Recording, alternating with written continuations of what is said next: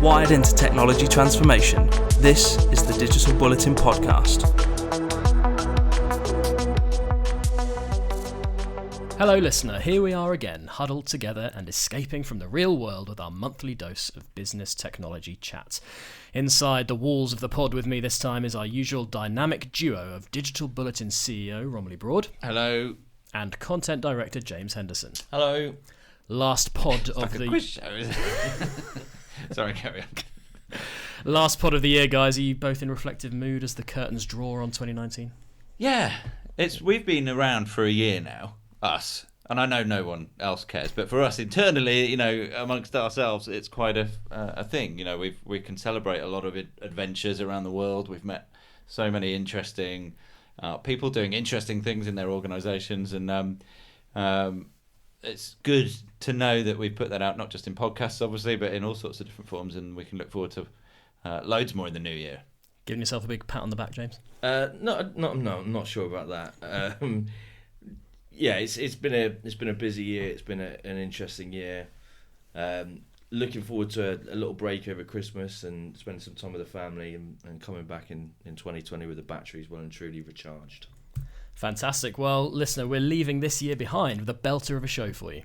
Andi Grabner from Dynatrace tells us why AIOps solutions are taking hold of our IT systems and making them far, far better.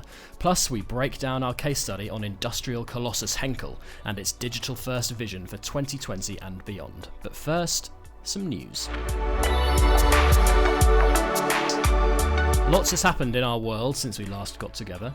The race to the edge got a bit more interesting this month with Microsoft and AT&T tag teaming on a 5G service for edge computing, only for AWS and Verizon to do exactly the same thing a week later. We've also seen AWS use its flagship Invent conference to announce partnerships with seemingly every company on the planet, although it didn't pump out enough press releases to hide the news of its practices falling under the watchful eye of the US Congress's antitrust inquiry. Intel is looking to improve its AI capabilities with a $1 billion acquisition of Habana Labs, a deep learning startup that was only founded in 2016. That one's not done yet, but keep an eye on it.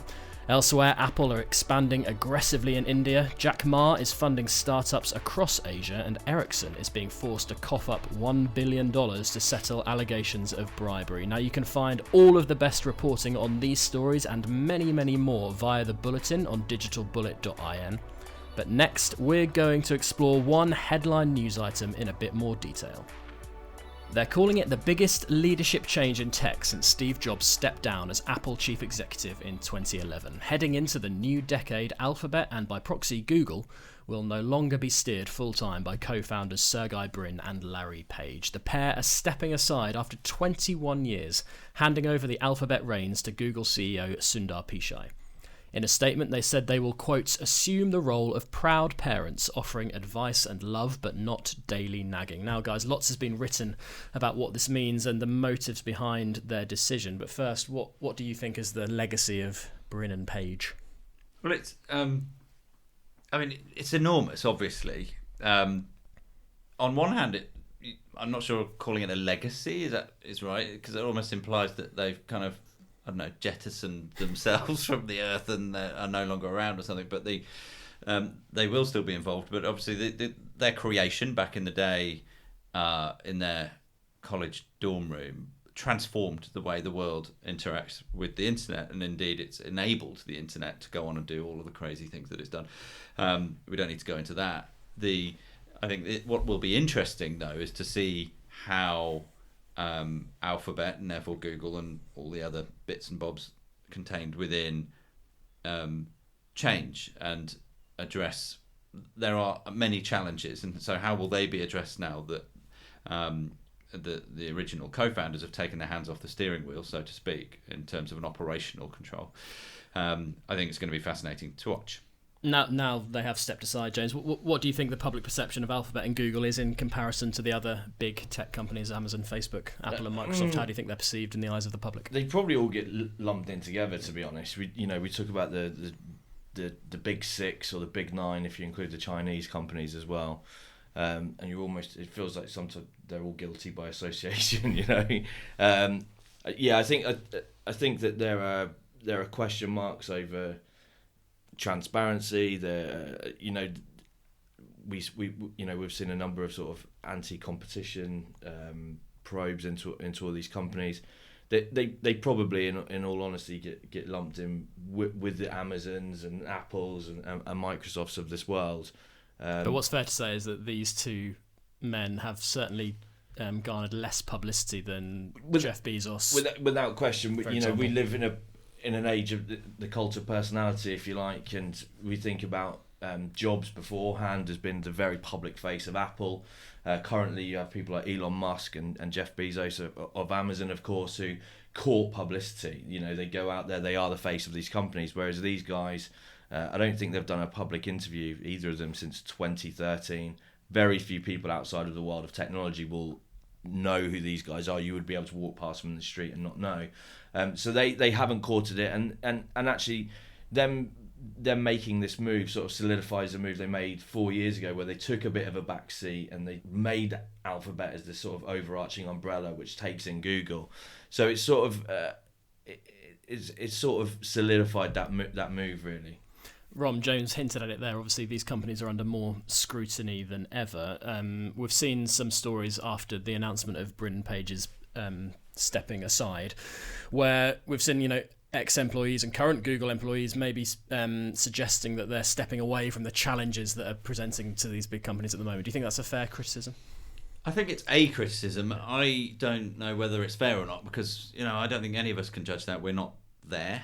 I think the challenges that are facing Google and the other tech giants are numerous and significant. So that whether they're regulatory, whether they're accusations of bias, particularly as AI and as that kind of develops, that bias is a critical issue that needs to be addressed head on. All of that cascades down into questions of trust. Can we trust Google? Can we trust Alphabet, etc.? That is playing itself out on front pages at the moment, because Google's employees are, courting an awful lot of publicity as they attempt to essentially unionize and coordinate their activity to try and influence decisions being made at the top. Not just by Larry Page and Sergey Brin, but by all of that top management. They want Google, at least this is what they're saying publicly, they want Google to stand by its original founding values. Don't be evil, be nice and progressive and all that sort of stuff. Alphabet's an enormous 100,000 strong employee multinational company, however, and it's got shareholders, and these things conflict with each other. They are saying, the employees are saying, well, look, our hope was that the bright-eyed co-founders, those of wholesome and pure intent, would always be our knights in shining armour, and they would make sure that we never do become evil, and that maybe feels a bit scary that they're not going to be there. But of course, they are going to be there. They're still going to be on the board. They're still going to have the controlling shares. Nothing really changes apart from the fact they're freeing themselves up to, go surfing more and generally enjoy themselves more, which is probably what it's really all about. That's the interesting point, isn't it, James? The fact that they are retaining voting power on the board. Do you think this announcement of them stepping away maybe was a bit of a PR move? Yes, and there is also, if you are these guys, and I think that they're both worth something in excess of $50 billion. That's enough. Yeah, it is really enough. And if you are these guys, do you really need to be involved in the day-to-day anymore? I mean, Google and Alphabet is a money-making machine. They can, retain their shares and their interest in it. And from a personal perspective, step away. I mean, why? They've done it for 20 years. They started off what they started off. The search element of Google has had something like an 88% market share today, and for the last 20 years. What's left to achieve for those? What's the challenge? Ron, what do you think the strategic direction will be for Alphabet going forward? Do you think it's going to change given this news? No, I shouldn't think so at all. I mean, what they've overseen is the transition of Google from being a search company into being a multifaceted octopus of technologies. They're into AI, they're into healthcare, they're into flying drones about, driving autonomous cars around the place. They're placing bets. In fact, they call them other bets. All over the place, investments of all sorts of different structures, everywhere you look. That's not going to change. I think the only thing that Google employees, that as we were just talking about, might be concerned about, as well as other people who are invested in what Alphabet is doing, is that without those guys at the helm, will Google, and sorry, I keep talking about Google, it's Alphabet. Will Alphabet become more cautious? Will it change in the way that it places its bets? Will it stay true to that vision, which I think is by and large true? Don't be evil has led to an extremely bold culture, really, which says, do you know what? We're not going to worry too much about whether we just lose all the money that we're placing down on things. We're right on the cutting edge of new technologies. Let's assume that we're going to lose a bunch of money, but sometimes it's going to work, and when it does, it could change humanity for the better. And that's always been what their stated objective is. Is that going to change without those guys? Do you know what? I don't think so. I think it's too deeply rooted in their Google Alphabet's DNA. Yeah, and I think that's an interesting point, because when I asked earlier about their perception compared to the likes of Facebook and Amazon, personally I think Google, maybe stay out of the headlines a bit more than those companies do, and maybe that's as a result of the philosophy that is so embedded in Google's DNA. I like the multifaceted octopus. I mean, how many facets does an octopus have? Is it 8? It has, and Alphabet has more than 8. Yeah. Well, certainly. Let me try and qualify that. It's a multifaceted octopus. That means it's an octopus with 8 legs, but that sticks those legs in all sorts of different places. It's completely contextual. This is definitely the point for us to move on. But cheers to that, guys. Good discussion. Now, after this brief interlude, there will be less Silicon Valley and more silicon manufacturing as we look at all things Henkel. Find us as Digital Bulletin on LinkedIn, Facebook and Instagram, and at Digi_Bulletin on Twitter. Case study time, the part of the show where we pick out and dive deep into one of our long read features. And this month we're looking at the work we did at Digital Bulletin on Henkel. A household name it may not be, but you will almost certainly have used a Henkel product. Sellotape, Persil, Pritz, just some of the brands owned and run by the German manufacturing giant. Now, we took a trip to Amsterdam earlier this year to meet Dirk Holbach, who's the Chief Supply Chain Officer of its laundry and home care division, and as a company VP, one of the key people behind Henkel's digital transformation program. Now, James, you were our man on the ground in Amsterdam doing the interviews. Now, this is a major digital program at a corporate giant. What for you were the main themes that emerged from this particular story and from your interviews with Dirk and the team? I'd say the main one was scale. That was definitely it. I think it's fair to say it's probably, in terms of the size of it, probably the biggest company that or certainly one of the biggest companies that we've worked with. And the whole piece really looked at how you go about implementing a successful transformation at that sort of scale. I'd say that was the main one, and the way they did it, unsurprisingly, and I sometimes feel like I repeat myself when I speak about these sort of digital transformation projects.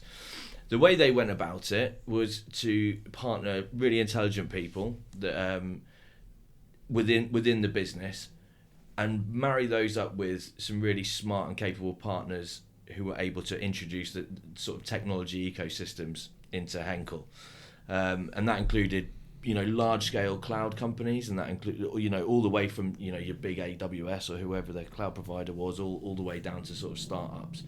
So it's about bringing all those elements together to enact and implement a digital transformation at the scale that was necessary. I'd say that was really the main theme for me. I think that's a really interesting point. We're actually going to hear from Dirk Holbach on the diverse ecosystem of partners that Henkel has. Rom, a strong message throughout this piece was Henkel's broad approach to digitization, and James sort of spoke of it there, encompassing technology and people and also sustainability. Does this kind of demonstrate the scale of these change programs and shine a bit of light on how much work that needs to be done when you're doing a change program within such a huge corporate giant?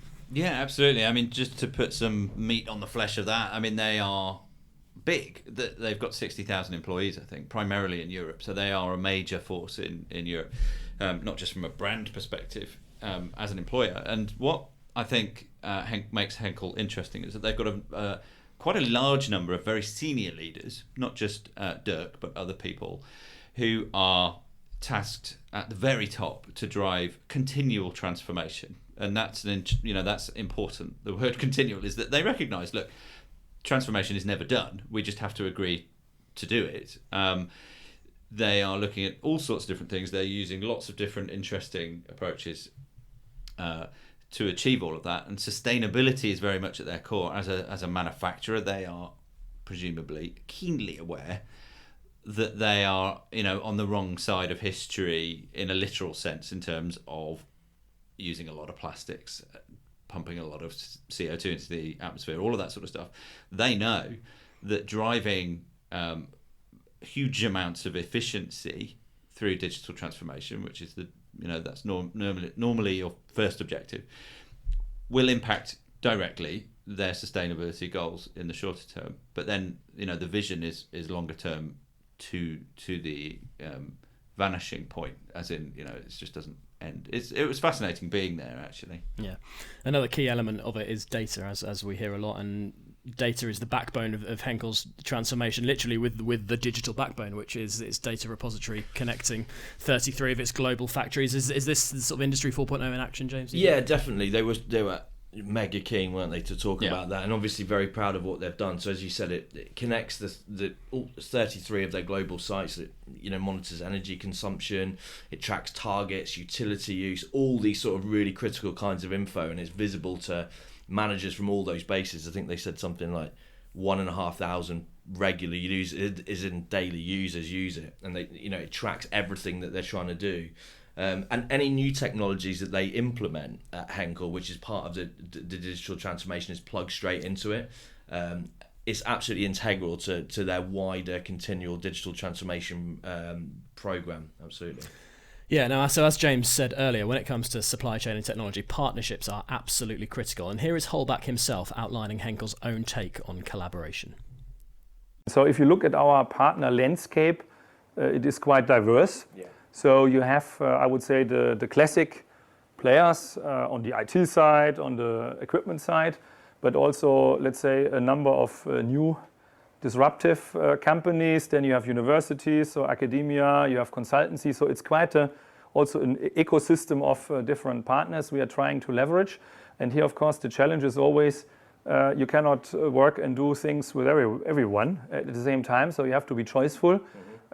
Fitting the propositions of the different partners to what we really want to focus on at the moment, piloting topics and so forth. When we look at the partners, of course, we try to have a good mix between these, let's say, established players who have usually quite some firepower in terms of resources, but also, let's say, new kids on the block, like a company like Gideon Brothers, also using different technologies and having the potential to disrupt also a certain part of the industry. So if that comes or not, we don't know at the moment, but really we try to be, let's say, choiceful and picking, let's say, partners from all these areas in order to not have all eggs also in one basket. Now, Rom, let's get your views on this. How critical to Henkel are the diverse ecosystems that Dirk Holbach has spoken about there and that James spoke about a bit earlier? Well, I think Dirk and others have clearly identified that the diversity in terms of their supplier and partner ecosystem is critical to their future, even if it's not now. I mean, Henkel is a big manufacturer of many different things, and they could easily just keep doing that. What they have said, though, is that they need to constantly work on the edges to disrupt themselves with interesting new startups and so on. He mentioned Gideon Brothers there, which we spent some time with, obviously. We'll speak about Gideon in a second, but sure. That is a hard thing, isn't it, for corporate behemoths to approach, isn't it? Managing to engage with far, far smaller companies. Yeah, hugely. And the way Henkel seems to be doing it is they've got a lot of locations, a lot of sites. They will take these other companies who've got maybe interesting solutions to apply. I mean, another partner of theirs is Microbiolytics, which does interesting liquid analysis, literally analysing liquids and digitizing liquids. they'll take that and deploy that into one of their locations, and they'll see, well, let's just disrupt this little corner of our empire here, and if it works, awesome, we can then roll it out quickly. If it doesn't, you've minimized your costs, but let's do that all the time. And that's the really bold and kind of brave thing, because that's deliberately choosing to make yourself uncomfortable. And it represents amazing opportunities for small companies who have possession of an amazing piece of technology to work with a company like Henkel, James. Yeah, it definitely does. And you know, Rom's right. We spoke to Gideon Brothers and Microbiologics that day, and they were obviously very proud and excited to talk about the work they've done. I think credit to Henkel, actually, because it'd be really easy, wouldn't it, if you're a company of the size of Henkel, to only work with very established companies and go down that path. But very clearly, from the management there is a recognition that, you know, they're not going to work with a startup on something like their cloud or their on-prem services, but there's definitely a recognition with them when it comes to things like robotics or artificial intelligence, that there are some companies out there in pretty embryonic stages that are doing some really interesting things, have some really interesting technologies, and that they've recognised that there's room for both. These companies are able to be more agile and more nimble than some of the bigger companies out there, and really focus on what they can deliver to Henkel. And they've worked with some of them pretty successfully. It was really impressive, actually, to see how they were able to work with both, and it certainly came across from Dirk that that's something they really want to continue. They recognise the value of the startups that are out there in the technology space. Yeah, Rom, the Gideon Brothers partnership specifically, it's a really interesting one, isn't it? Industrial or manufacturing robotics, essentially, isn't it? Well, I mean, Gideon Brothers are a relatively small company in Croatia, headed up by a couple of people who are from America, with an American entrepreneurial sensibility, perhaps. But what they are doing is providing autonomous warehouse logistics solutions. So essentially, it's little platform-style robots that scuttle around the place, like Star Wars droids, you know, the little ones that buzz around on the floor. And they will, but they use a particular kind of AI-driven visual. I'm not sure what the right words are, James. You might remember, but essentially they use lenses and effectively eyes to pass the information. They're not on rails of any kind. They'll happily trundle around the place quite independently. And therefore offer lots of interesting solutions to companies with lots of warehouses like Henkel. And so they're growing quite quickly, I think, and we spent a lot of time with them talking about the sort of things they get up to. But it's that kind of approach that Henkel is willing to take all the time, which is where they're saying that their future is really going to be. It's saying, well, this all feels a bit risky. This all feels a bit embryonic and new. Let's just throw it in there anyway, and let's take those risks. Let's be an early adopter. Let's find out not just what the gains are, but what the costs are, because the more we do that, the more we'll learn, and the better place we'll be to advance more quickly over time. Do you think that's the most sensible way to go about making sure you're at the bleeding edge of innovation? Because rather than bringing loads of innovation under one roof, you're actually engaging with different industries, different companies, startups, and bringing that ecosystem together. Do you think through partnerships, innovation is something that you strive for? Yeah, it's risk and reward, right? Yeah. So the risk of trying to develop innovation at the core of your own business, especially if you're a very big business with lots of well-established processes, is that you might try and encourage innovation, but ultimately it becomes bedeviled by those old familiar processes. That's just the nature of a large organisation with lots of bureaucracy. So you pay to bring it in from the outside, and therefore your risks therefore are different. If you're bringing in new companies that maybe early stage startups even, but at the very least are scaling, the risks are that you will that those companies won't work and they'll fail. That there's always a fairly high level risk that their young companies fall over for whatever reasons, and suddenly you might have placed a load of, and as Dirk mentioned, you don't want all your eggs in one basket, but you're putting lots of eggs in different baskets, and some of those baskets might drop. I'm stretching analogies here somewhat. Octopus eggs.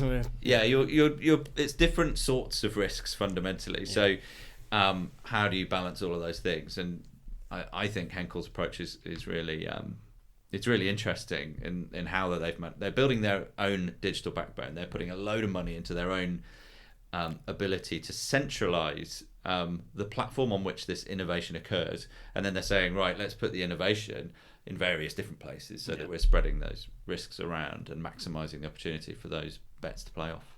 James, just finally to wrap up on this, was this an interesting project to work on? Because basically being inside a multinational giant like Henkel and learning about how they go about partnerships and...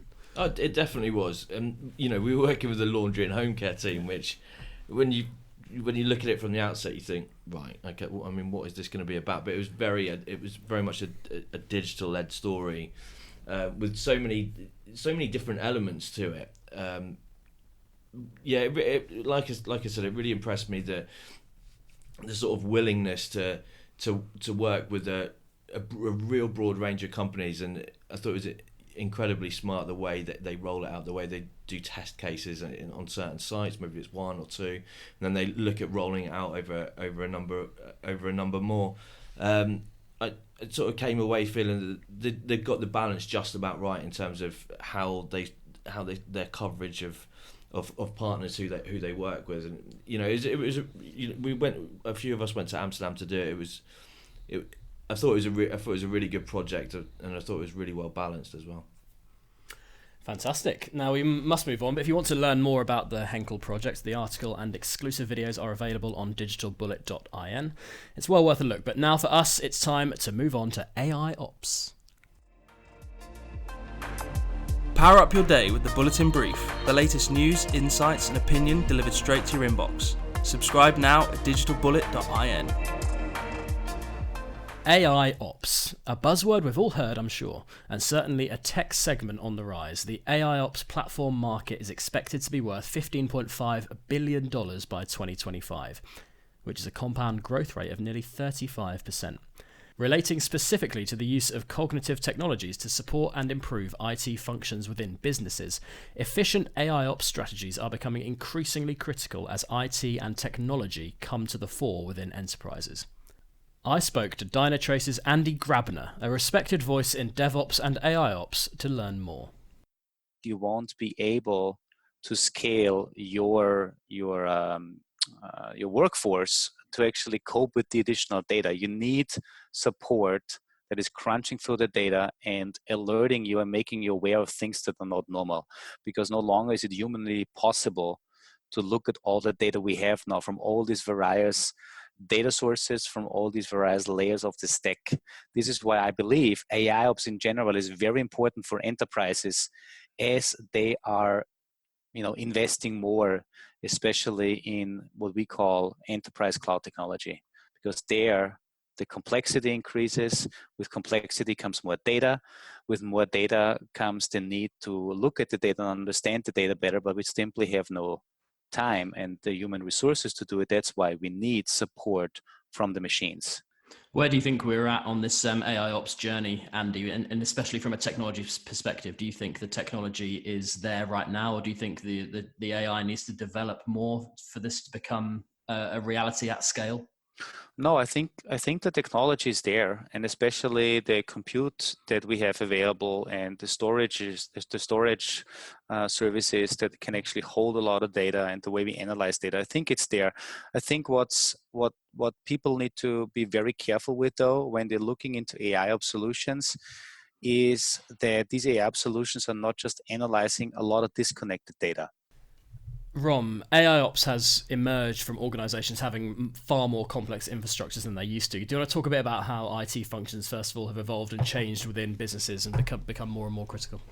Yeah, I mean, it's interesting. I mean, we have another series of podcasts called Fragmented Reality, obviously, where we try to punch through these buzzwords, and you would say AIOps is another one. And so from my perspective, AIOps is neatly packaged by companies like Dynatrace that are doing really interesting things to provide essentially easy to use platforms and tools for people in IT to track and monitor and control what's going on in furiously complicated new ways. that actually encapsulates probably how IT, particularly in large enterprises, has evolved over time, where if you take a step above and you look at the people like the people we were just talking about at Henkel, who are looking at digital transformation as a strategic imperative from an operational perspective, not just in terms of technology, but in terms of the people that ultimately impacts and how they need to change the shape of their organization. The same is true for IT, in the sense that what you find in IT in large enterprises is lots of little silos dotted around the place, and they'll all be using different tools and things to monitor what they're doing.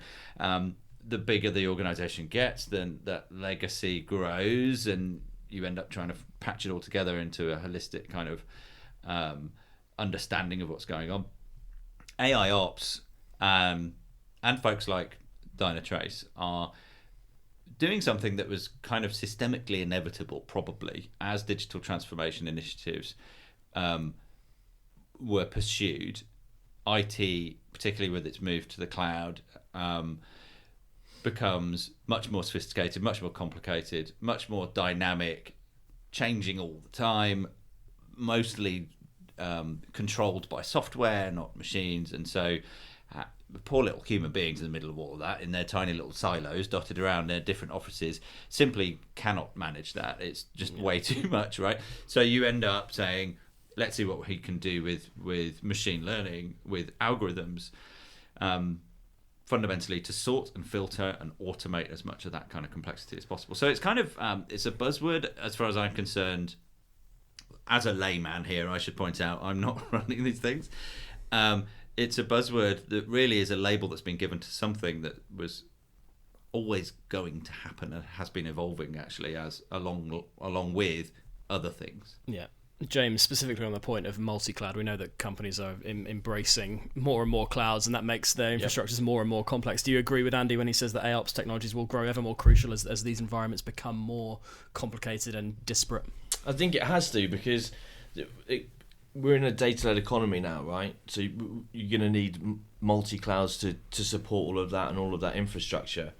And there's only so much that humans themselves can do, as Rom says. So it feels like the required technology is there now to sort of help people, whether it's IT teams or technologists or whoever it may be. And what we do know is that the proliferation of data isn't going to stop. That's only going to accelerate.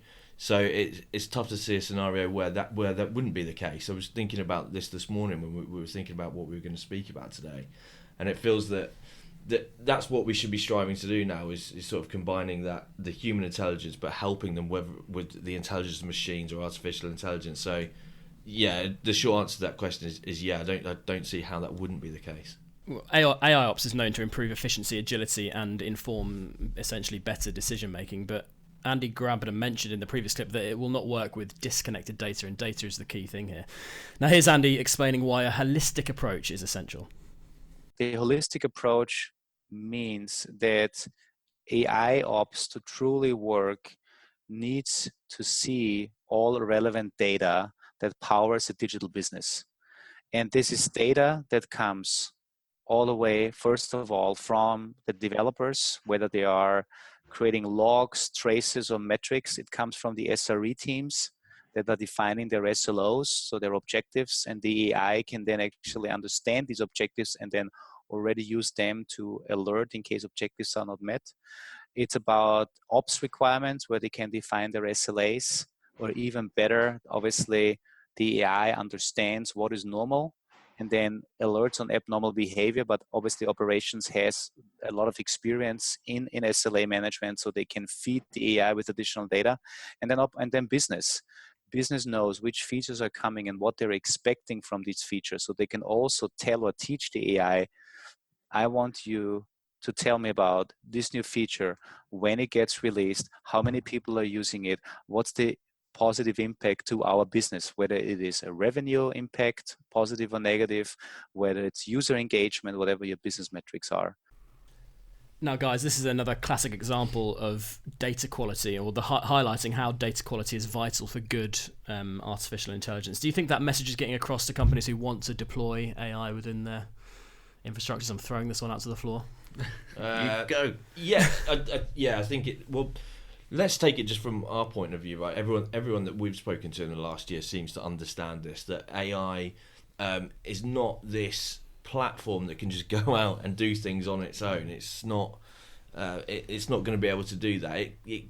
It completely depends and relies on the quality and the quantity of the data that it has. It can't work in isolation, and I think that does seem to be landing for companies, certainly the ones that we've spoken to, and companies that don't realise that and just go out and try and deploy an AI solution within their enterprise.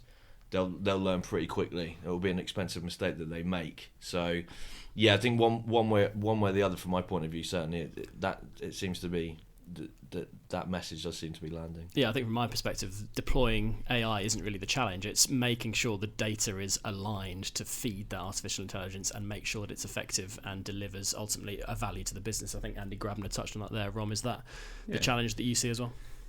Yeah, I mean, the data is everything. AI is just something that you put on top of it when you're trying to use it.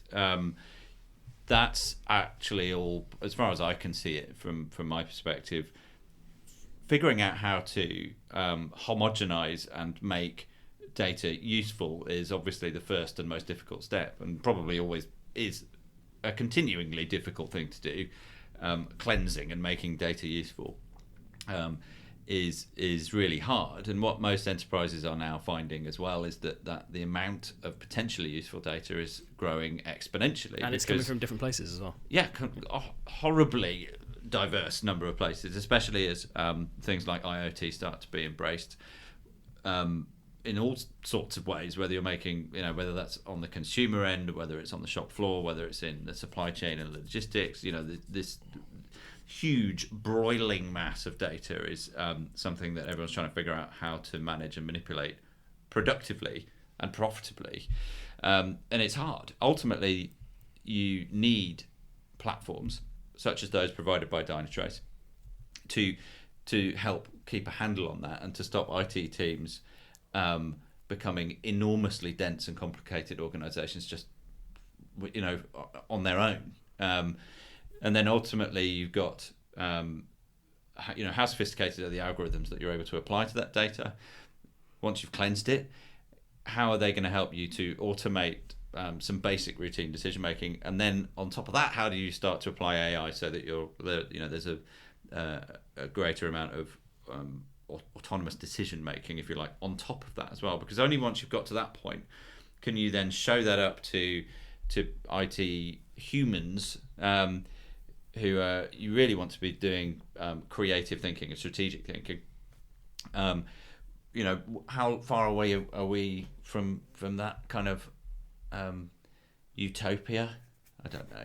I mean, Dynatrace will say that they're already there, but it's a fascinating area and one that I'm sure will become more and more competitive. One thing's for sure is that working in IT has become a lot sexier, hasn't it? James, what's your view on that? Obviously, the classic perception of an IT person. Unbelievable, isn't it, when you consider what the perception of IT workers once was, and but now being supported by. Not that long ago, and now the CIO or the CTO is absolutely integral to the C-suite. I mean, more and more CIOs and CTOs are going to become CEOs. There's no doubt about it, because companies almost are their data, they are their information, they are their technology. Every company is now a technology company or a data company, and that just was not the case even 10, 15 years ago, right? Yeah, absolutely. So the swing from this old idea of, the back office sat there doing some pretty nerdy stuff, and what it's actually become, with the sort of datafication and information revolution that we've had, that's pretty extraordinary, actually. Yeah, and even not just for the CIOs, but for the guys sitting in the back office, having the opportunity to work with AIOps technologies and more diverse ecosystems and infrastructures must be a pretty exciting thing. Do you fancy a job in IT, Ron? I think I'm as close as I'll ever get to having a job in IT, which is basically to marvel at it from afar and try to pass it into a language that people who aren't in IT might understand. I mean, that's fundamentally what we exist to do, is to try and summarize and drive insights into all of this stuff, so that people who need to know what's going on know, so that they can make the right decisions, they can hire the right people, they can start to understand what the first step towards embracing all of this is. And so, we're learning at the same time. I'm nowhere near clever enough to actually do it, though. I think you speak for us all on that point. We'll carry on pontificating about the major issues of the day, definitely. So for today and for this year, indeed, folks, we should draw to a close there, but not before some plugs. Issue 12 of the Digital Bulletin magazine will be out before Christmas, and on the podcast front, we have a back catalogue of buzzword-busting fragmented reality episodes, including interviews with the top people from the likes of Rackspace, VMware, and Cognizant. You can get in touch too if you like. Be kind. podcast@digitalbullet.in. Thank you very much, Rom and James, and to you too, listener. Happy New Year, and we will meet again in the next decade.